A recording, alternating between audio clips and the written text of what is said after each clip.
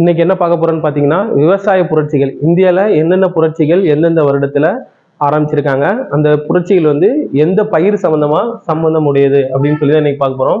அதில் முதல்ல 1950லன்னு பார்த்தீங்கன்னா பசுமை புரட்சி. இந்த பசுமை புரட்சி எதனுடன் தொடர்புடையன்னு பார்த்தீங்கன்னா உணவு. அடுத்து 1969ல் சில்வர் புரட்சி, இது வந்து முட்டை. 1970ல் வந்து வெண்மை புரட்சி, பால்.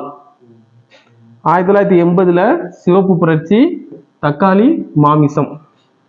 1985 பார்த்தீங்கன்னா நீல புரட்சி, மீன். 86ல் மஞ்சள் புரட்சி, எண்ணெய் வித்துக்கள். 86 to 91ல் வந்து தங்க புரட்சி, பழம், காய்கறி. இப்போ நமக்கு டிஎன்பிசியில் என்ன கொஸ்டின்ஸ் கேட்கலான்னு பார்த்தீங்கன்னா, நீல புரட்சி எதனுடன் தொடர்புடையது அப்படின்னு சொல்லி கேட்கலாம், மீன் வகைகள் அது கூட.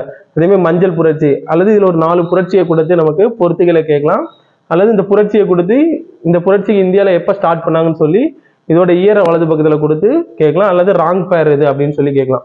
ஓகே, இப்போ நம்ம பசுமை புரட்சி வந்து எதனோட தொடர்புடையதுன்னு பார்த்தீங்கன்னா உணவு. இந்தியாவில் பசுமை புரட்சியின் தந்தைன்னு பார்த்தீங்கன்னா MS சுவாமிநாதன்.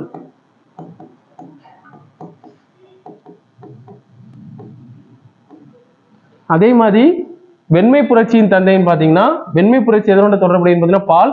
வெண்மை புரட்சியின் தந்தைன்னு பார்த்தீங்கன்னா வர்கீஸ் குரியன்.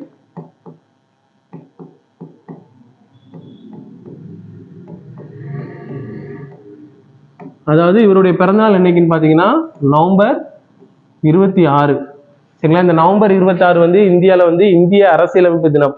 அதே நாளைக்கு தான் இந்த வர்கீஸ் குரியனோட பிறந்த நாளும். அவருடைய பிறந்த நாளை நினைவு கூறும் விதமாக இந்தியாவில் என்ன பண்றாங்கன்னு பார்த்தீங்கன்னா நவம்பர் 26 வந்து தேசிய பால் தினமாட்டு கொண்டாடுறாங்க. ஓகே, அப்போ பசுமை புரட்சியின் தந்தைன்னு கேட்டீங்கன்னா MS சுவாமிநாதன் இந்திய பசுமை புரட்சியின் தந்தை. அதே வெண்மை புரட்சியின் தந்தைன்னு பார்த்தீங்கன்னா வர்கீஸ் குரியன். அவருடைய பிறந்த நாள் தான் நவம்பர் 26.